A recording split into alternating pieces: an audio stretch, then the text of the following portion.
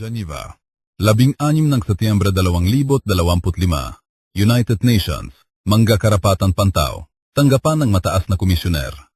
Malinaw na may pagtatangkang wasakin ng mga Palestinian sa Gaza sa pamamagitan ng mga gawaing nakatutugon sa mga pamantayang itinakda sa Convention on Genocide.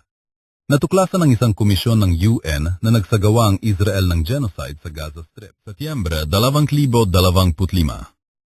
Geneva, ang Independent International Commission ng United Nations, nagsagawa ang Israel ng genocide laban sa mga Palestinians sa Gaza Strip, ayon sa bagong ulat na inilabas na yon ng UN. Independent International Commission of Inquiry on the Occupied Palestinian Territory, kabilang ang East Jerusalem at Israel. Nanawagan ng komisyon sa Israel at sa lahat ng estado na tuparin ang kanilang mga legal na obligasyon sa ilalim ng pandaigdigang batas upang wakasan ang genocide at parusahan ang mga responsabal rito. Iniimbestigahan ng komisyon ang mga pangyayari mula noong Oktubre 7, 2023 at napagpasyahan nitong ang mga otoridad ng Israel at mga puwersang pansiguridad ng Israel ay gumawa ng 4 sa 5 gawaing gumubuo sa genocide na tinukoy sa 1948 Convention on the Prevention and Punishment of the Crime of Genocide.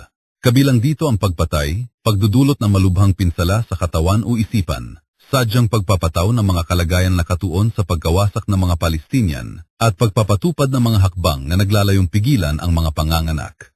Ang mga hayagang pahayag ng mga sibilyan at militar na autoridad ng Israel, gayon din ang pagdro ng pagkilos ng mga puwersang pansiguridad ng Israel, ay nagpapahiwatig na ang mga gawaing genocide ay isinagawa na may layuning wasakin ang mga Palestinian sa Gaza Strip. Ang pananagutan sa mga karumal-dumal na krimeng ito ay nasa mga autoridad ng Israel sa pinakamataas na antas, na sa loob ng halos 2 taon ay nagsasagawa ng isang kampanyang genocidal na may tiyak na layuning wasakin ang grupong Palestinian sa Gaza, sabi ni Pillay.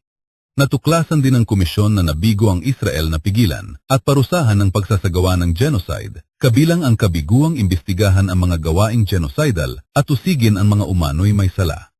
Ang ulat ay nakabatay sa lahat ng naunang imbestigasyon ng komisyon, gayon din sa mga factual at legal na natuklasan, kaugnay ng mga pag-atake sa Gaza na isinagawa ng mga puwersang Israeli, at sa mga kilos at pahayag ng mga autoridad ng Israel mula Oktubre 7, 2023 hanggang Hulyo 31, 2025. Ang mga natuklasan ng komisyon ay batay sa isang komprehensibong pagsusuri sa mga aktual na gawaing bumubuo sa genocide, actus reus, at sa tiyak na layuning genocidal.